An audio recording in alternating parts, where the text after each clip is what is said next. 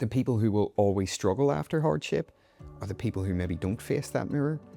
And maybe that's the opportunity in that moment to look in the mirror and go, who am I? Is this who I want to be? Am I aligned with what's important to me? 90% of the human population think that they're self-aware, but only 5 to 10% actually show the traits of self-awareness. And showing the traits of self-awareness and being self-aware are still two different definitions.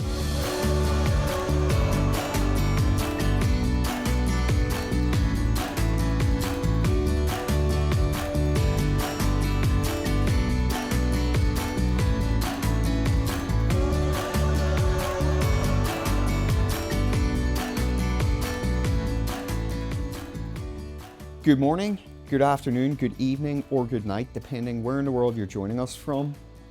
You're laughing already.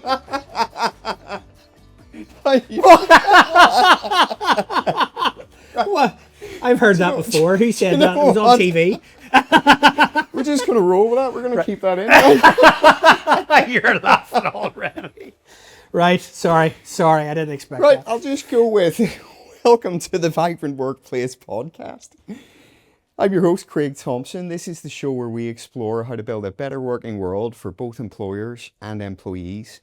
Today, I am privileged to be with the founder of SpinState, David Maxwell. David is a 2022 Institute of Directors Director of the Year for Innovation and Leadership.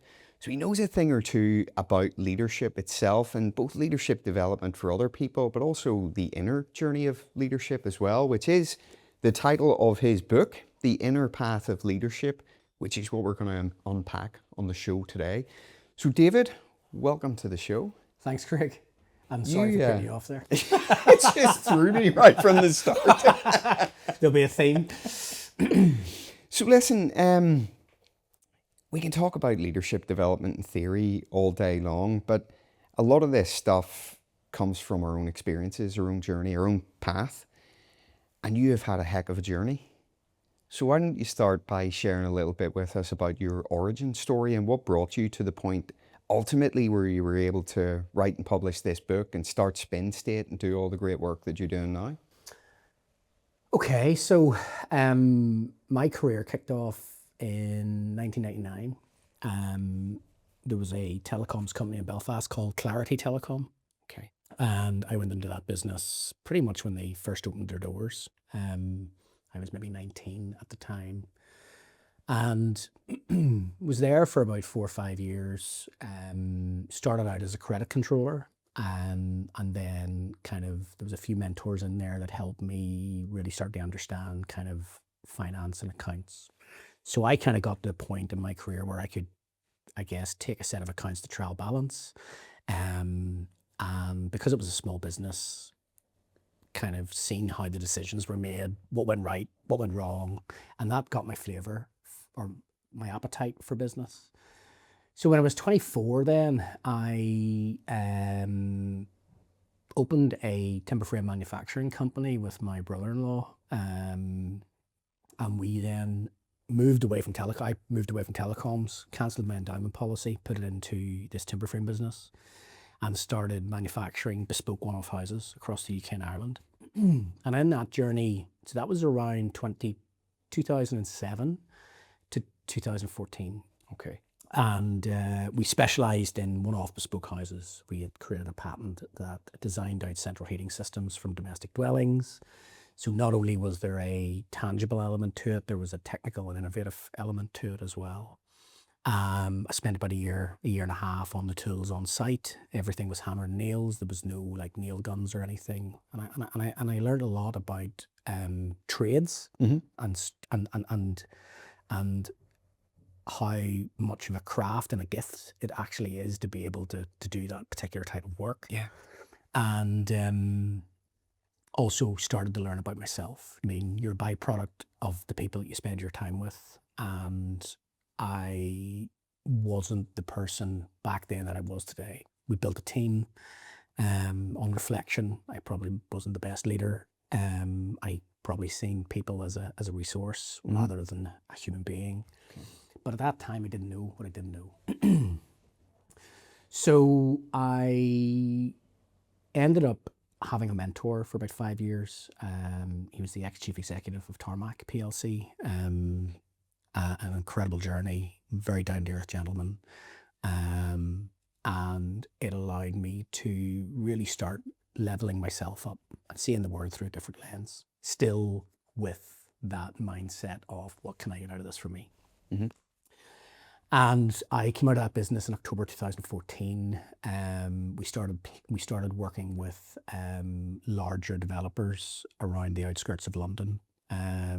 So where we went from one-off bespoke houses to kind of small gated developments. You mean everything exposure, everything started getting bigger, and we had a contract that was rescinded, and then we had to close the business because we couldn't continue trading. Well, we could have continued trading, but then you opened yourself up to so many other problems if it goes south. So that was the first professional hit, I guess. And the year preceding that was pretty rough. Okay. I mean, we ended up losing everything, lost our house, everything. And ultimately, you mean, we look at people in business and we make assumptions. But in behind the scenes, there's our minds, there's ourselves, there's the people who love us, our children, you know what I mean? So it took me about a year to get my mojo back. And then around, when was it? December 15, January 16, somebody that I'd worked with in the past then approached me, and we started manufacturing glamping pods. Okay. And selling them into the tourism industry within the UK and Ireland. And over that first year, that 2016 year, we must have had about 150 conversations with landowners. And there was a simple theme coming back. There was a recognition of the market opportunity. You mean, the average salary for a farmer is very, very low, and it's a 365-year gig, you know what I mean, day-a-year gig. The areas that we wanted to operate in, there were serious planning restrictions for bricks and mortar buildings. Okay. So we decided to pivot, and instead of selling our product to landowners, we decided to partner with landowners, and that's where Further Space was born. And at that stage, it was great. You know what I mean? I was quite a lean guy, fit, healthy, and we I think Glenarm Castle was our first partner. Incredible. Yeah. I mean, they're incredible people, incredible partnership, and that really allowed us to look at what great looked like. Yeah. And then we started deploying pods with landowners, and then COVID hit. And I remember when the government announced that all tourism was to shut down, I think we might have had 8 or 9 weeks worth of cash runway. Okay. We had a decent team. We had some investors at the time, and we were. I believe that we were ahead of our time, but our product was high end, and we were manufacturing it exclusively for the holiday company. So to cut a long story short, we got out the other side of COVID, and in January of 2022, I was introduced to Rand Gottfredson, who is, if anybody knows me, really influences how I think. And in fact, I actually just finished his Becoming Better program there on Monday. Okay. And he explained to the group that about adult development, vertical development. Yeah. And to give you a bit of a backstory, developmental psychologists believe that, well, from 1880, when developmental psychology was kind of birthed, to 1960, I believe that developmental psychologists only thought that children developed, right? And that there's 5 stages of child development. And that's from birth to about 20 years old. And that development's automatic, right? So it's just a byproduct of living. And it was only after 1960 did the developmental psychologists ask the question, do adults develop? And the data and research around that kind of knocked me for 6. So 64% of adults don't develop beyond that 5th childhood development stage. So they operate from a position of safety, comfort, and belonging. 35% of adults then develop to a mindset of how can I look good, stand out, and get ahead. Yeah. So you could argue that they're ego-driven, which really leaves 1% of adults that have a mindset of how can I add value to the world? How can I contribute? How can I elevate others? And there was a lot more substance to that than just that headline. Yeah. But it's a pretty significant headline. Yeah. So in typical David Maxwell fashion, I kind of opened Pandora's box and decided to jump in and started to question everything. Because at that stage, I put a bit of weight on. I was starting to feel the pressures of leadership and having to turn up. Yeah. And look, this was all a byproduct of the decisions that I've made. You know what I mean? Like, there's nobody to blame. I mean, I've got to take responsibility for everything that I've done. And I started to really question the people that I had around me, professional, personal, and everything in between. And that kind of, that journey then led me to a point where we started then making decisions off the back of that. You mean there was professional decisions that needed to be made. We decided we would close our manufacturing facility down. That had some consequences to it. And the heat was starting to turn up around that 2022. And then my wife got sick in July of 2022. And we were looking to close a funding round towards the end of that year. And we got to March of 2023. And I was, 27 stone. So you mentioned as June directors, right? Okay. And it was, I think that was Christmas of 2022. And I was getting a photograph taken as I was getting that award. And physically and mentally, I'd clocked out. Yeah. You know what I mean? At that particular moment in time. Isn't it interesting? That was the point when you were getting the accolade, but for you personally, you were, I guess, by that point, you were struggling. Well, yes. And why was I struggling? Because I still was trying to keep that mask on. You know, I was still trying to turn up and be somebody that clearly, there was a lot of emotion going on inside. So let's fast forward to May of 2024, and I hit the wall big time. So you kept that going all that time? Yeah. You know, just persisting with everything you were feeling, everything you were experiencing? I felt that I had a responsibility. I had a responsibility to the people who backed me. I had a responsibility for my customers, my team. Yeah. And that's the part of leadership that we don't talk about, right? You mean it's the known unspoken. We all think it, but we don't talk about it. And then when you overlay, when we go back to those kind of 64, 35, 1%, when you overlay executives on top of that, the numbers change dramatically. 7% of executives operate from a position of safety, comfort, and belonging. 85% of executives operate from what can I get out of this for me? And only 8% of executives have a mindset of how can I elevate others? But then you've got to ask the question, why is that? And we've never had those types of mentors in the past. We live in a capitalist society. Now, I'm a capitalist, but I would like to think that I'm a conscious capitalist today. Yeah. And that's only something that's changed over the last couple of years. Do you know what I mean? Is that right? Yeah. I would, absolutely. Okay. I got curious around 2022. Yeah. And that curiosity, it's like going to the gym. You know what I mean? I've been doing the reps since 2022. 2022, 2023, early 2024 was like hell. Yeah. And then you start coming out the other side. Yeah. So where was I? Hit the wall, stepped away from my business. That was horrendous. Lost what I thought was my identity, my confidence, everything about it, gone in the mud. Afraid to show up. So that fear had failed in my head. And that fear judgment was like off the scales. And around September of 2024, I was in a workshop with Damien Hughes, who Yes, Damien does Hughes. the High Performance Brilliant, yeah, podcast. Yeah, he's class. He's like the most streetwise professor you'll ever meet in your life. Yeah, And he reintroduced me to Ikigai, yeah. right? The Japanese for reason for being. Uh-huh.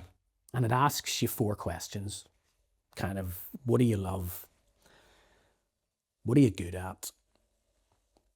What do you think the world needs? Bearing in mind that mindset 3, that value-added mindset, lives in what do you think the world needs? And what can you get paid for? And what I've learned recently is actually the what you can get paid for is a Western slant. It used to only be, what do you love? What are you good at? What do you think the world needs? Is that right? It was just a 3? And then somebody's gone, Yeah. what can you get paid for? You know what I mean? Yeah. Anyhow, so you go on a bit of a journey. I went on an 8-week journey of finding my Ikigai. And ultimately, right in the center of the Venn diagram, business and mental health were the 2 things that came up for me. Okay. And like Kelsey Praise, you mean, that was a byproduct of my journey. So that gave me a little bit of a, okay, there's a wee bit more in this. So I started leaning into it. And then I took a role on actually with Simple Scaling, and it was incredible. Team were incredible. The journey was incredible. But what that did for me is it really shined a light on that purpose piece. Do you know what I mean? And the analogy that I use in my work is like, as human beings, we keep coming to the T-junction, taking a left, right? Because that's safe. Yeah. And at some point, most of the time, when it's almost too late, you take that right. Do you know what I mean? And I did a cycle from London to Paris there for the Simon community last July with a lady that I worked with, and it was incredible. I mean, I describe it as like a 4-day meditation. I remember seeing some of your content on social media and thinking I would love to be there doing that. No, I'd put the effort in, and I mean, I did the same cycle about 15 years ago. It nearly killed me, but this time I spent more time looking around me and just actually taking it in, rather than just busting the gut. And I came home from that with so much clarity, right? Now, in between, I had then gone and tried to figure out, off the back of Ryan's work, you mean, why am I coded the way I'm coded? What is this internal operating system? That's ultimately the first 10 years, see, at the 10 years of your life. You know what I mean? What is that internal operating system doing to serve me? And what I found was that, you mean, I had a hard time at school, so I've been overcompensating ever since. That's why I'm in business. Okay. Do you know what I mean? In what way? That's really interesting. So in what way, why did that lead you into business? So, you mean, that overcompensating is another way of saying I have self-worth issues, right? So, am I worthy? Is the question. So I have this internal drive to prove to me and the people around me that am I worthy? Okay. So that keeps me going. So business is a way to prove that, to allow you to Absolutely. show yourself and your capability. And I think I think business, you mean, it depends what lens you look at it through, but you mean, there is definitely a perception that, look at them over there, they're doing good, aren't they? They're in business. okay, yeah. Right? That's at its very basic level. Mm-hmm. So it's self-worth issues. I started to understand why that was. Yeah. With no judgment. Mm-hmm. And one thing that Ryan's work had taught me was that any organization can only grow to the emotional and cognitive ability of its leader. And that's a powerful thought or statement, or So let's break that down for a second. Cognitive. I mean, cognitively, I can rationalize anything. My whole life, I can rationalize it. Where I have a real issue is the emotional piece, right? I'm like a rock of granite. And I've been trying to poke and prod at that. And I haven't got there yet. But I think I'm starting to see little shoots of positivity coming from kind of positively agitating that emotional side of myself, right? That has ultimately been locked up yeah. all my life, Yeah. right? And I guess, vertical development and adult development is it's all about becoming better. It's being better, Right. rather than doing more. The opposite of vertical development is horizontal development. It's reading books, it's going to workshops, it's education, it's giving you more tools. Yeah. But very rarely do you see coaches and leadership programs facilitate a space that actually takes you beyond the learning into the thinking. So just to clarify for people then, horizontal development is kind of skills and tools and techniques and knowledge, etc. And vertical is working on yourself and your mindset. It's being better, absolutely. Yeah. Okay. It's elevating yourself through those mindsets. Yeah. So just let's label those. I'm not a big fan of labeling, but for the purposes of this, 64% of adults, Ryan calls it mindset 1.0. They don't develop beyond that fifth stage child development. Mindset 2, 35% of adults. Well, how can I stand out, look good, and get ahead? And then mindset 3, mind 3 is how can I contribute? How can I elevate others? How can I add value to the world? So let's talk a little bit about that for a second, because that's interesting. That plays out in every single business. And effectively, from what I take from that, then what you're saying is that the majority of people there, the 64%, are the people who they're focused on safety, they're focused on security, they come to work, they take a job, they do the job. And that's fine. We need people who will come to work, take jobs, do those jobs. I'm not criticizing anybody. But then you have, another sizable chunk then, another 35% who are the people who are maybe thinking, what more can I get out of this? In terms of maybe rewards, promotions, recognition, different things. And they're maybe the people who do progress, who do climb the ladder, but maybe they do so not for the right reasons. Maybe they are the right reasons, I don't know. But it sounds like it's about those sort of extrinsic rewards. But the really important perspective here, Craig, is that when you put yourself in their shoes, that's how they see the world, and that is 100% fine. Yeah. Right. Yeah. Why do we get frustrated? We get frustrated because people don't see the world the way we see it. Right. Yeah. And I guess top level. We're surrounded by cameras and the cameras are on us. So metaphorically, rather than expecting people to see the world the way you see it, you've got to turn the camera on yourself. You've got to ask the question, how do I choose to respond? What do I not know here? Yeah. Do you know what I mean? And as human beings, there's always going to be something that we're holding back. Yeah. As well as we're always going to have blind spots. I think that's one of the most human things we're going to have. Yeah. So, there's another lady, Tasha Ulrich, who wrote a book called Shatterproof. And I think her stats were 90% of the human population think that they're self-aware, but only 5 to 10% actually show the traits of self-awareness. And showing the traits of self-awareness and being self-aware are still two different definitions. And I would say that I'm more self-aware than I have been. But thing that I've now put my finger on is that this journey will never end until I'm in the ground. So there's no destination. You've just got to keep working on it. And it's not about removing the thoughts. You're going to have those thoughts. You're going to have the judgmental thoughts. You're going to have them, but it's about being aware of them and then asking yourself the question, is this serving me? Is it not? What do I not know here?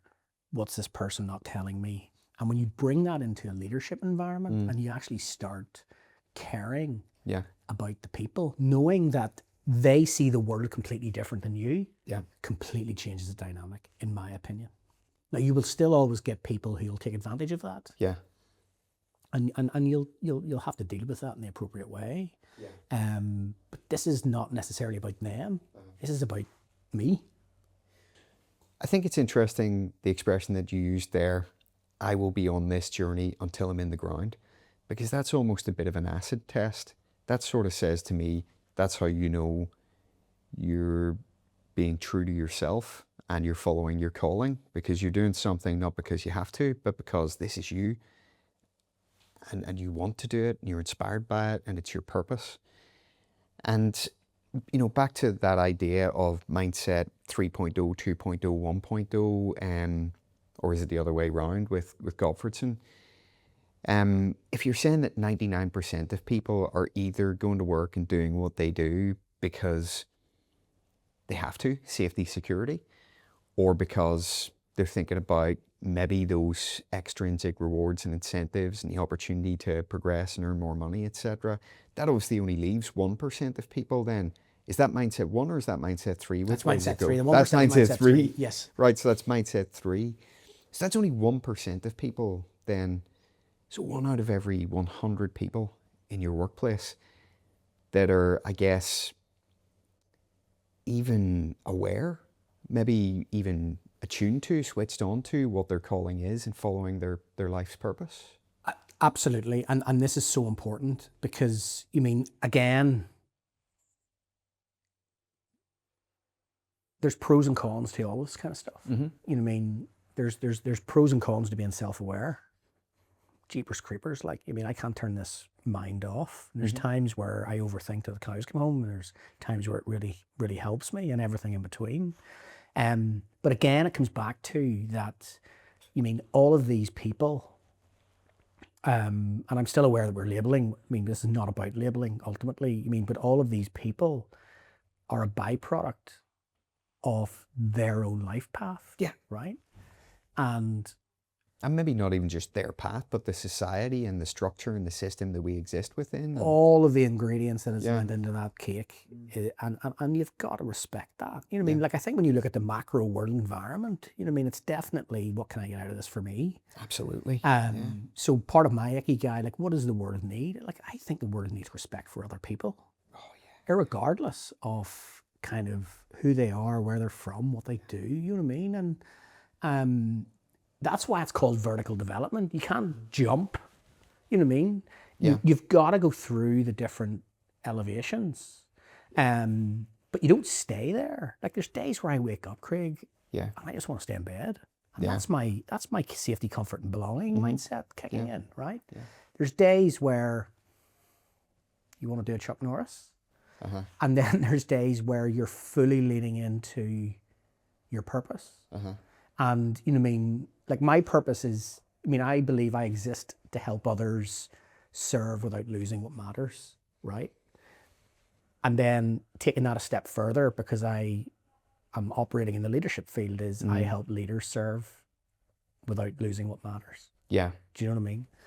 And that's my driving force, but that's a byproduct of my lived experience. Yeah. And I was having a chat with Keelan Buckley. She was on SpinState Live there about 3 or 4 weeks ago.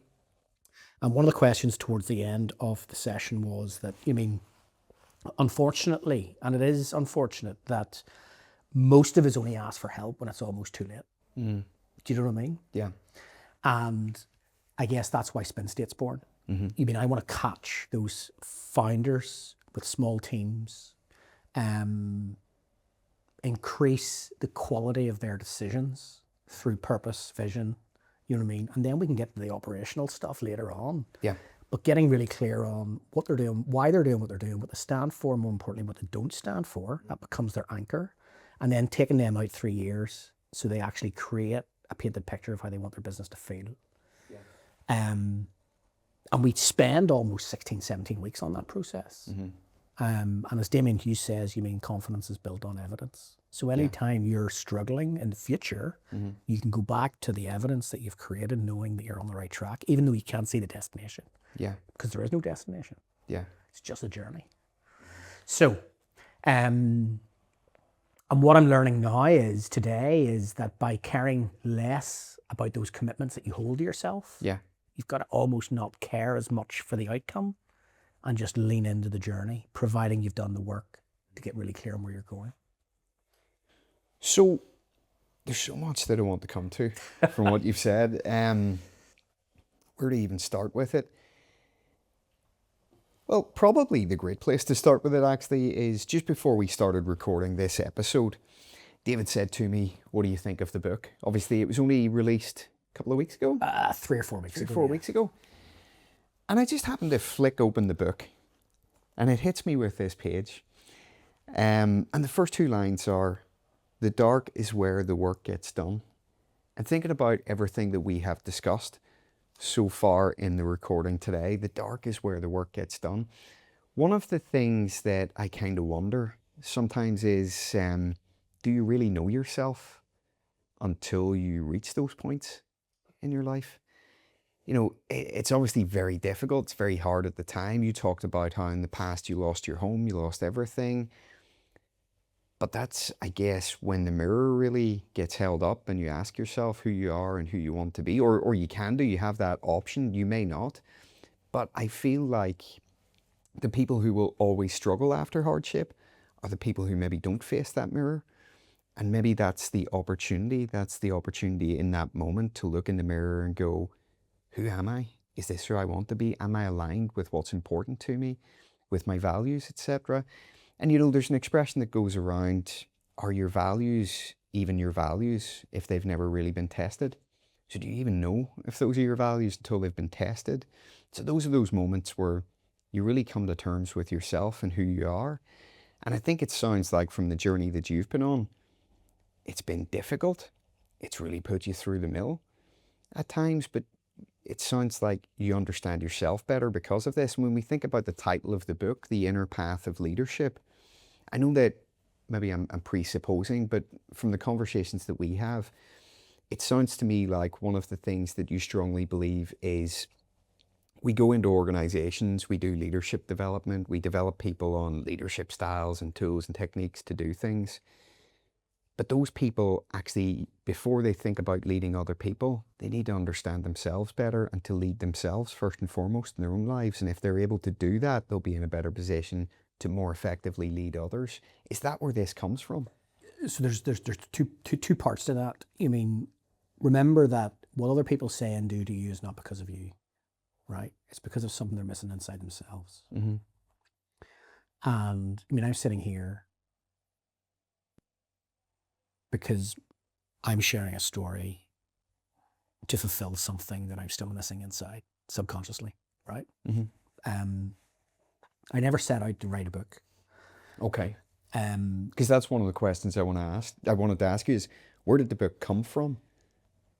So over the last couple of years, I have been getting up every morning early and writing reflections, right?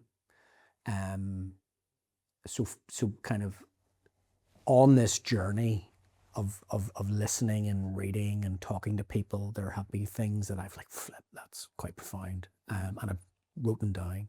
And then I've started kind of, I would say, is it journaling? Probably is journaling. Doing a bit of journaling. And I did that consistently over the course of a year, Mm-hmm. right? Almost every day. And it was a friend of mine suggested, David, you need to put that in the book. And I'm like, jeepers. And then last August, I reached out to a very small publisher, sent them a little snippet, as you do, and the feedback was pretty positive. Mm-hmm. So September last year, pushed the button. Very intense, actually. And yeah. Intense in what way? Well, you mean, like, I would give myself like a 7 out of 8 or 6 or 7 out of 10 on English and grammar, right? Okay.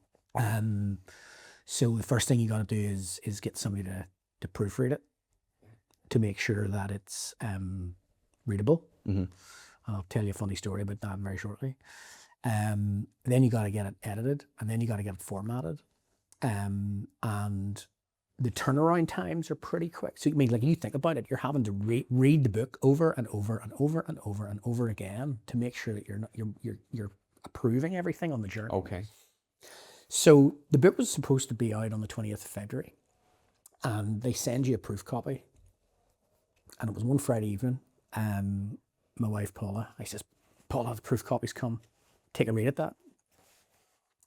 And I don't know what I was doing, probably watching like SpaceX or something. And 5 minutes later, Paula goes, David, I can't fucking read this.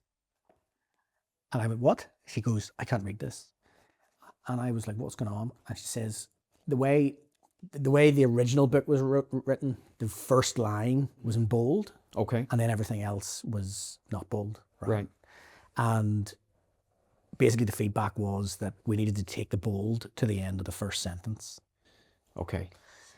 So that meant having to take the book out of circulation, going back to editing, Okay. making those updates, and then putting it back into circulation again. I think that was the end of February, end of March. But yeah, look, it was never something I set out to do. Yeah. But I guess I'd done all the hard work without knowing it. The thing is, it's interesting because it strikes me, it's very different than, you see a book about leadership and you think this is going to be somebody telling their story and it's going to be giving you a load of research and a load of facts and, ideas about leadership. And there's, I've opened the book and even the first line, it's the same sort of message here. It's the same thought, but the first line and the last two parts, if they don't see your value, let them walk. The right people won't need convincing. What really strikes me about this book is it's very different than what you would usually get from a leadership book. It reads like reading someone's journal. It reads like it's a book of reflections and thoughts and lessons. And it reads like you don't question at any point that this is real. This is someone's real experience. But I mean, like, you could argue that is my story. I mean, but it's, I would also argue that as human beings, like, we all have these thoughts, whether we want to admit them or not. Yeah. And that's okay, because we're all at different parts of our journey. Do you know what I mean? Yeah. And you have to want to go there. Yeah. And do you want to know something? If you don't want to go there, that's okay. I think with these things, you have to be ready for it. It has to be the right time for you. In order to want to, as you said before, turn the camera on yourself. I'm 41 years old and I started therapy in December. I've done 16 sessions in the last 4 months. And I've always said, like, not just because there's difficult things going on at the moment or anything, I've always said, I always want to have a therapist at the right point in my life on an ongoing basis, just to be able to have those conversations, self-reflect. And from a maintenance point of view, I think we think about stuff like this from the point of an intervention when there's a problem. But life is so complex at times. I think everybody would benefit from having someone to sit down and talk to. But the interesting thing is it took me to 41 years of age to start that process.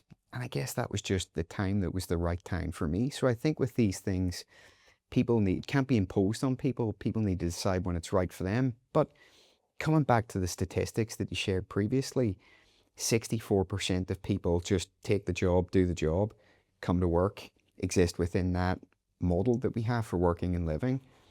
35% of people then are maybe looking to take that step up and thinking, what's in it for me? What can I get out of this? And only 1% of people then are focused on what you've written here as the kind of subtitle, purposeful growth.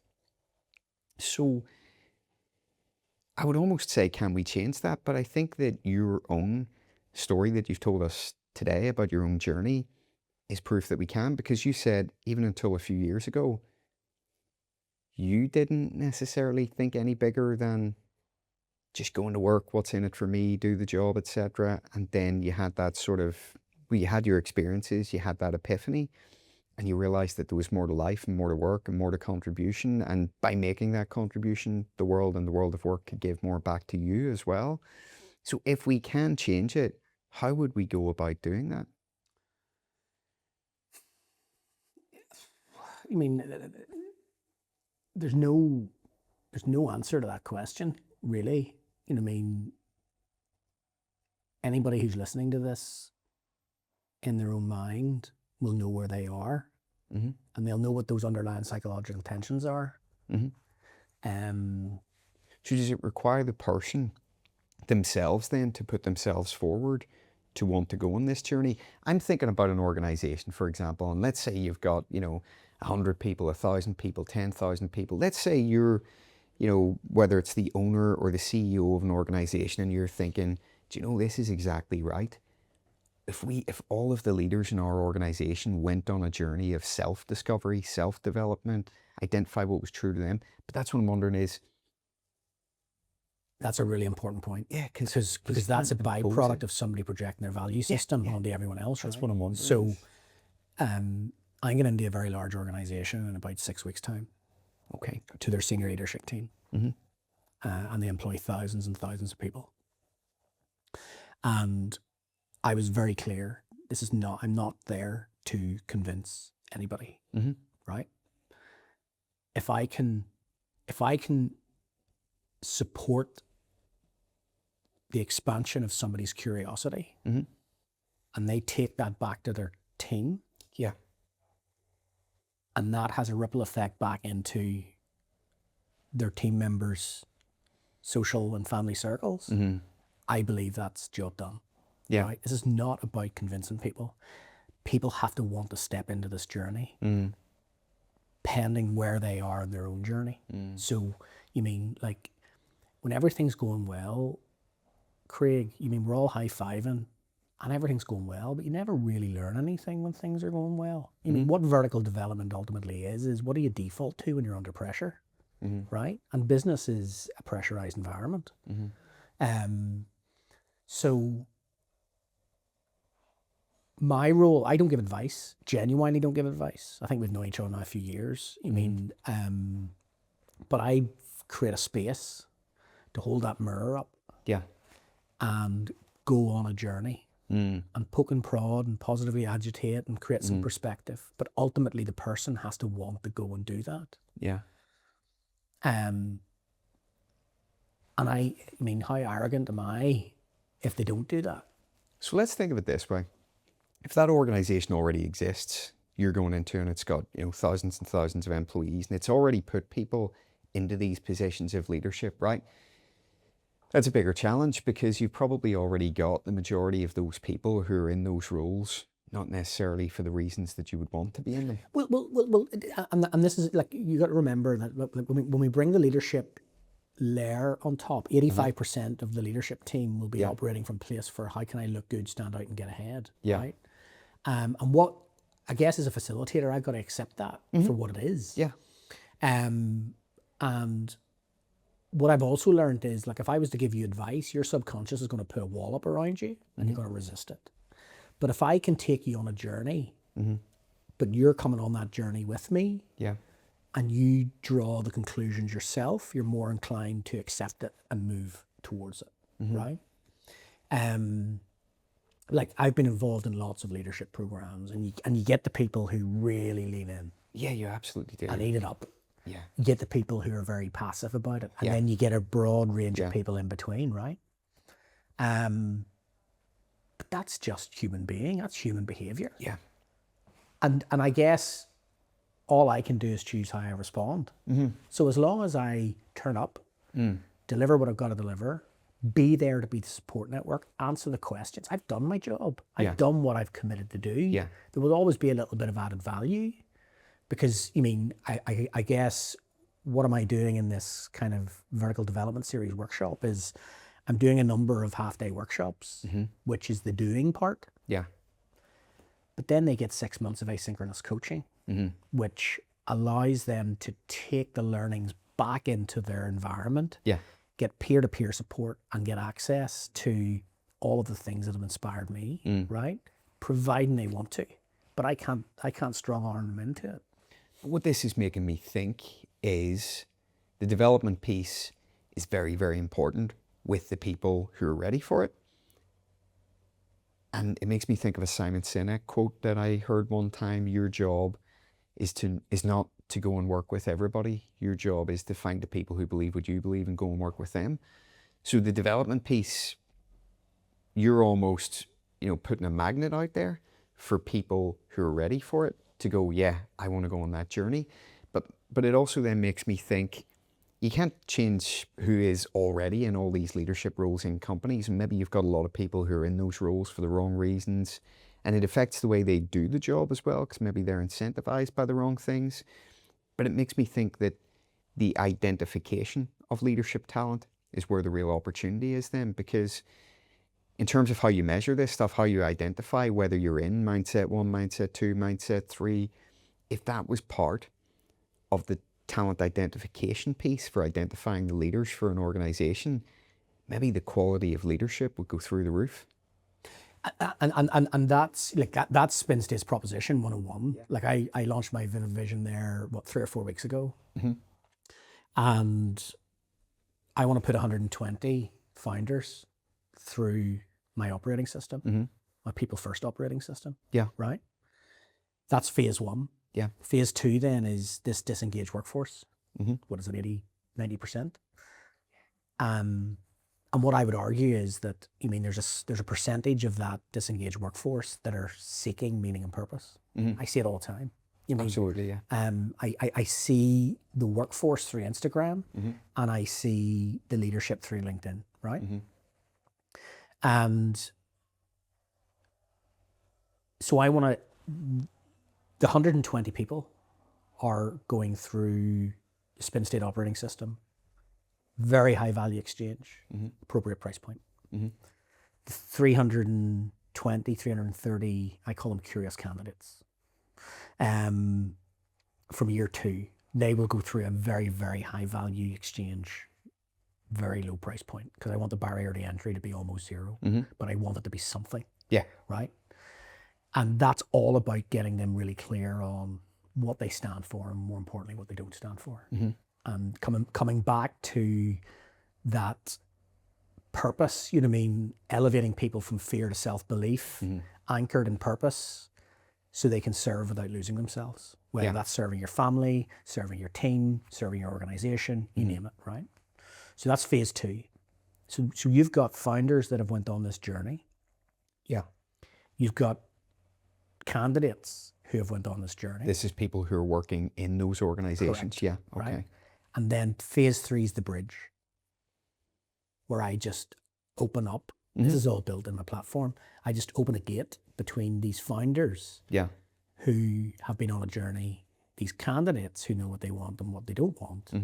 And you would like to think that the quality of those interactions and outputs and impact is a lot higher with traditional methods. So that's an interesting point to touch on when we think about impact then, because you and I would change the world if we could, right? In terms of, you know, it's back to capitalism, etc. Both of us have no problem with capitalism. I know that from conversations that we've had in the past. I personally believe that some people, they're capable of or ready to make more of an impact in the world, and they choose to, and they work harder, they push themselves more, they innovate, they contribute more on a broader basis, because maybe other people don't focus so much on work, but they make a bigger contribution in terms of their life with their family and the people around them. But in the workplace, some people push themselves harder, they take bigger risks. You've talked about some of the risks that you took on your business journey. There's a lot of pressure that comes with that. And I think that those people who push themselves harder and take more risks, etc., if and when it pays off, they deserve the reward that comes from that. So I have no problem with capitalism. I do have a problem with this form of capitalism that we have at the moment, but we'll not go down that route. But you talked about, I think it was conscious capitalism was the term to use. I refer to like a more social form of capitalism, social capitalism. There's no problem with that, but we can't, I guess, we can't impose that change on the world. We've got to find the people who are ready for it and want to go on that journey. And that's what it sounds like your model is here to do, is to serve as a magnet to identify those people who are ready to go on that journey, and then to help them with, I know something that's very important with you is moving from the knowing to the doing part of all of this. So is that, in a nutshell, is that what the model exists to do, to help people to move from knowing to doing? So the biggest opportunity in life is the untapped potential in the people around you and the untapped potential in yourself, right? And the mindset that got you to where you are today isn't going to take you to where you want to get to. So there's always going to be a fear there, because you're stepping into the unknown. Yeah. Do you know what I mean? Yeah. I used an example before this started. I'm working with somebody who has done all of the hard work to create that evidence. Yeah. and this person's looking down a well because there's no destination. Yeah. Everything is brand new. Mm-hmm. So she's got to back herself, Mm-hmm. which she's doing incredibly. And she's also got to lean on the fact that she's done all the hard work, the purpose, the vision, and she knows where she's going. In the context of leadership in organizations, you know what I mean, everybody has potential. Mm-hmm. Everyone. Yeah. And a leader's job is to create the space for that potential to thrive. Yeah. Putting people in the right positions within the organization that they're going to thrive. So thrive, because that kind of ties together what I was trying to say there really badly. Impact and performance. Because yeah, you know, we would love to change the world, have a better working world, all this stuff.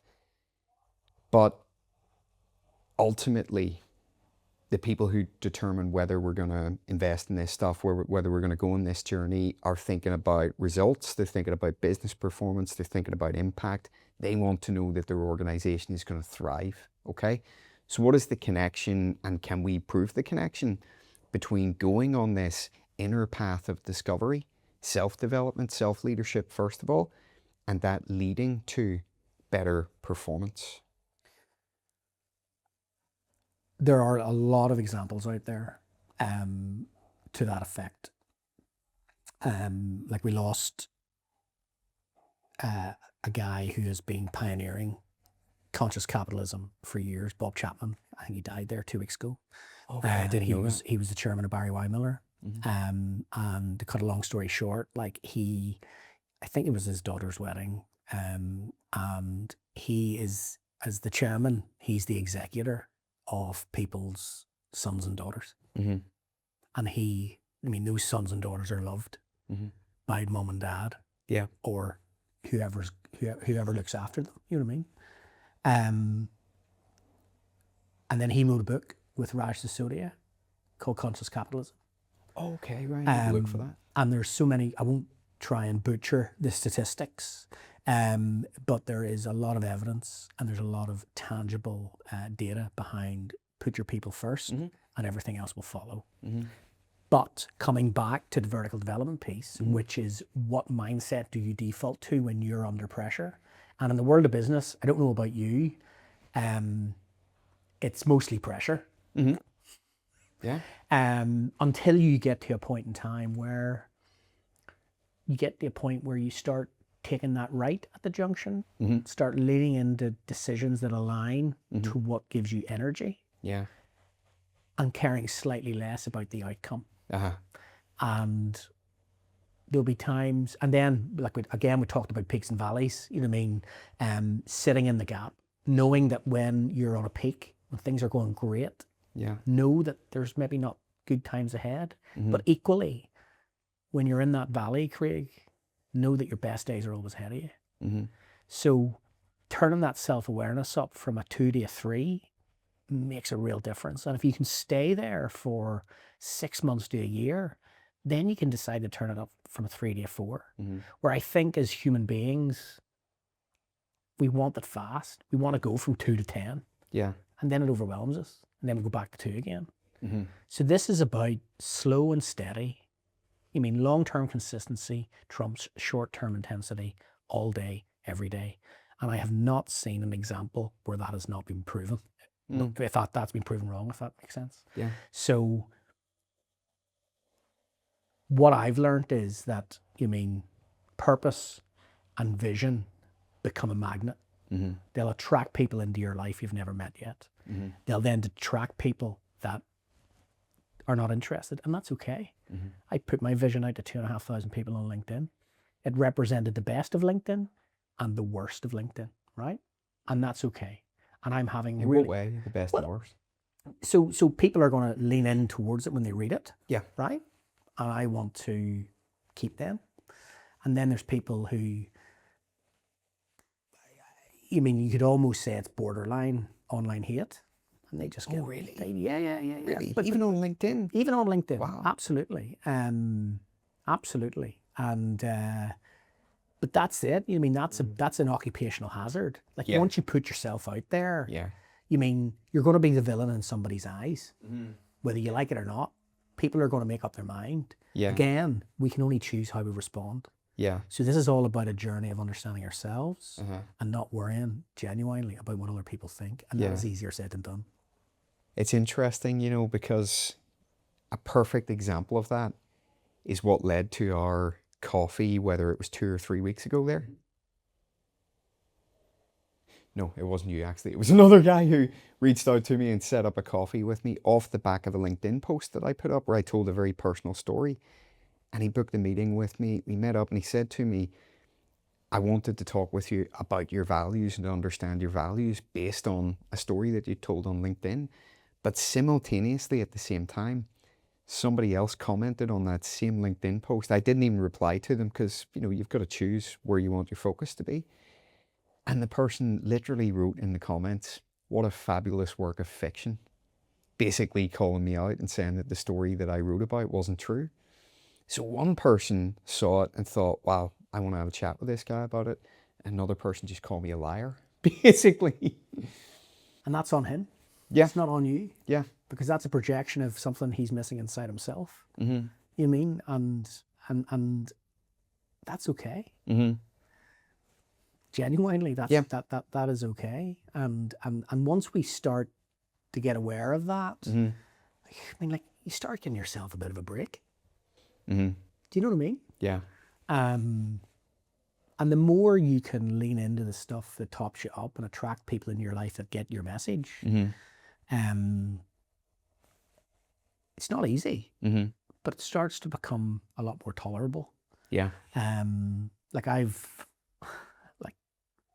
friend of mine, Kieran May, I'm just getting my own medicine back, but he suggested that I do a book launch, and Okay. I've slipped and booked the studio in the ICC for the 20th of September. Yeah. So 20th of September, ICC. ICC. Yeah, book launch. But, well, it's not a book. It is and it isn't. I've Ryan Godfredson coming over from California. I've got Keelan Buckley, Karen Sherlow, and then Kieran May's going to be hosting it. Mm-hmm. But for some reason, I feel remarkably calm about it. Even 6 months ago, I wouldn't be feeling like that. Okay. So because it's aligned with the message, if 50 people turn up, Yeah. I'll be there for the 50 people. Mm-hmm. You know what I mean? So it's Yeah. not necessarily about filling it. Yeah. It's about the message. And when you look at those statistics that we talked to at the start, not enough people know about this message. So I guess a big core part of what SpinState does is just turning the volume up slightly on that message. And by doing that, people will lean in.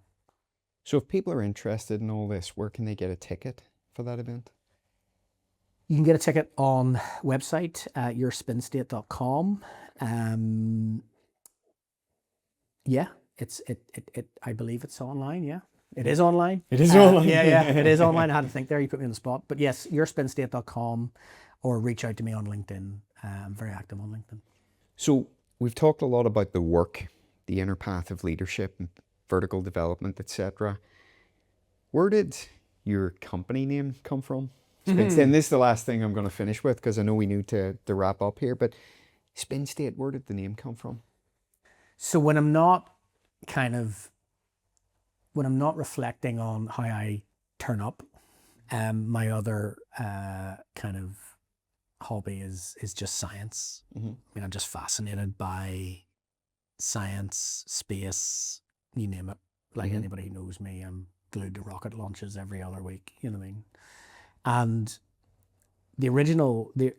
I believe that we're beings of vibration and frequency. I mean, at the end of the day, you know what I mean, you turn the radio on and that's a frequency, a vibration over a frequency, and then you're getting the byproduct of that. And this is rooted in physics, of course. So SpinState is a layman's term of how electrons circulate the atomic nucleus of an atom. Okay. And if you can elevate your vibration to a higher frequency, i.e. lean into the stuff that really tops you up, you're going to then attract that similar energy in return. Just like Wi-Fi, just like radio, because all we are is information over a frequency and energy. So leaning into the stuff that tops you up I am going to ask one final question, right? Because, and I guess this is the closer, this is the perfect place to finish with this, is if we all did that and we all, lived our lives that way, never mind just our work that way, what kind of lives could people lead? What kind of businesses could we have? And what kind of society, what kind of world would we have if everybody went on that journey? Well, look, you mean, bringing it back down to basics. Like, I don't know about you, but when you're in a room, whether it's your family or whether it's your work, and the energy is high, you feel it, right? And that feels good. So you could imagine that if you times that by 10 or times it by 100 or times it by 1,000, I mean, the ripple effect of that, the interactions we have with people, you know what I mean? The interactions we have with our kids, with our wife, our partners, our husbands, our colleagues, our peers, like, it doesn't take a rocket scientist to figure out that actually that can only be a good thing, you know what I mean? But for most of us, this type of meaningful change is born out of something that went terribly south. And I have no regrets, Craig, genuinely. Like, I mean, I am so grateful for everybody that has taken me to where I am exactly where I'm supposed to be right now. Yeah. And at the times it can be tough, but it's allowed me the clarity and for me to move forward with intention. I guess everything that happens to us is an opportunity to learn something from it. Totally. Yeah. I really enjoyed the book. I'm still reading the book at the moment, but it's kind of like self-help. And do you know what really stands out for me as well with it is, I think sometimes you go on the journey that you're going on and maybe you experience certain things and you put yourself down, you put yourself under pressure about the way you respond to situations. And you kind of wonder, does everybody else think and feel the same things that you do? And then opening up this book, every time I open it, it makes me realize that this sounds a bit really cheesy or something, but you're not alone. Like, we're all having that same... Everybody's dealing with their own shit. Yeah. Right? Some people are prepared to talk about it. Some people don't want to talk about it. And that's okay, because I guess, I mean, when people want to talk about it, you're going to have somebody there around you that's going to listen with no judgment. You know what I mean? Yeah. And that judgment piece is so important. And just always remember that it's a journey. There's no destination. Where can people get a copy? Well, it's on Amazon, it's on Goodreads. You just have to type in The Inner Path of Leadership. I'm actually giving away free copies at the minute. There's maybe 10, 12 left. So if you go on to LinkedIn, you'll see a couple of my previous posts. There's a wee link there. I'll even cover the postage. But for me, it's about the message. It's not necessarily about selling a book. Yeah. And I know that about you, and you've told me that right from you first told me that the book was coming. It's not about making money from it. It's about starting to share that message. Absolutely. Very good. I would really encourage you to get a copy of that. I'm learning from this. I learn from every conversation that we have. So thank you, David. I hope you've enjoyed this conversation. I hope it's been useful and helped you to share a bit about your message. If people, beyond the book, if people want to follow up the conversation with you directly, can they do that? How can they get in touch? Yes, you mean, like SpinState is a business that I'm building around my life. It's myself and my son, which I'm incredibly grateful to be able to do. Again, the old version of David would never have entertained that. And I bring in a very small group of people every month, 3-4 people.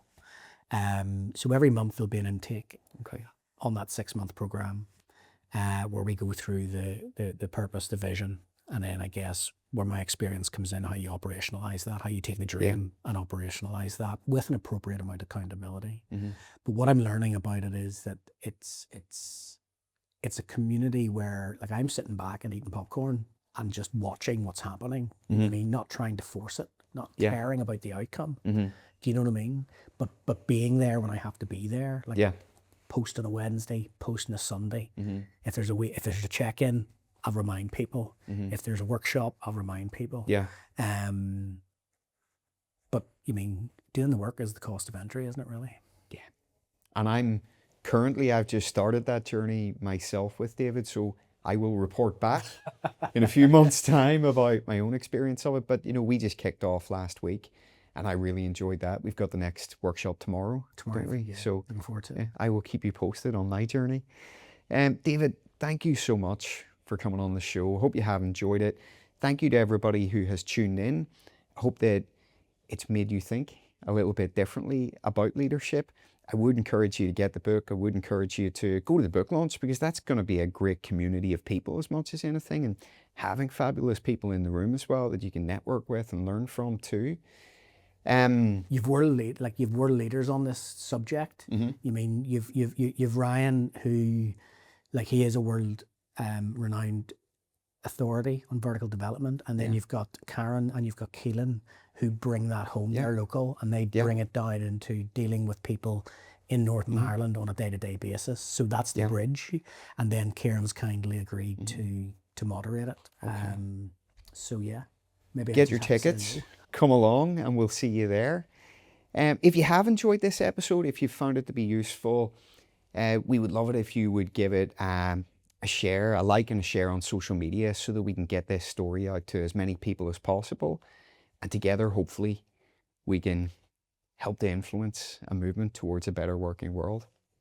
That's it for this episode. If you are struggling with talent attraction, engagement, performance, or retention in your business, I would encourage you to have a look at the Vibrant Workplace Accelerator as well. So go on to vibranttalent.co.uk/accelerator and take a look at that. You can get in touch with me. And yeah, that's it for today. Thank you, David. Thank you to Ross, who's our brilliant wizard with the cameras. And we'll see you next time.